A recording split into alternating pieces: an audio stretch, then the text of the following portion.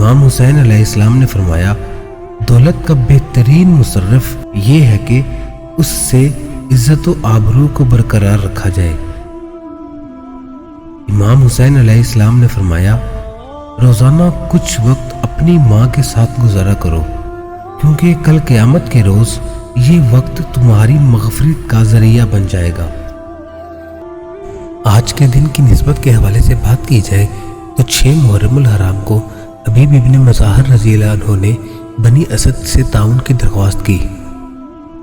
واقعہ کچھ یوں ہے کہ حبیب بن مظاہر اسدی نے جب دیکھا کہ امام حسین علیہ السلام کے ساتھیوں کی تعداد بہت کم اور آپ کے دشمنوں کی تعداد کثیر ہے تو امام سے عرض کیا قریب ہی قبیلہ بنو اسد کا مسکن ہے، آپ اجازت دیں تو میں جا کر آپ کی مدد کی دعوت دوں گا، شاید خدا انہیں ہدایت دے۔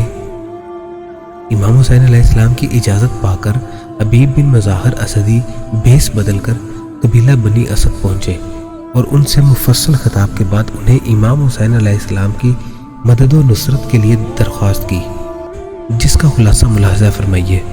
میں تمہارے لیے بہترین تحفہ لایا ہوں، وہ یہ کہ درخواست کرتا ہوں فرزند رسول صلی اللہ علیہ وآلہ وسلم کی مدد کے لیے تیار ہو جاؤ۔ نواسۂ رسول صلی اللہ علیہ وآلہ وسلم آج عمر بن سعد کے کثیر لشکر کے محاصرہ میں ہیں۔ آپ لوگ میرے ہم قبیلہ ہیں، میری بات پر توجہ کریں تاکہ دنیا و آخرت کی سعادت تمہیں نصیب ہو سکے۔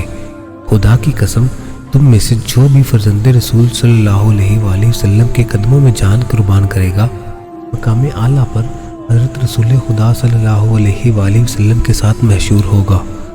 بنی اسد رات کے وقت خیام امام کی جانب رواں دواں تھے کہ عمر بن سعد نے ازرق بن حرب سیداوی کی سرکردگی میں 400 یا 500 سواروں کا ایک دستہ بھیج کر فرات کے کنارے ان کا راستہ روکا۔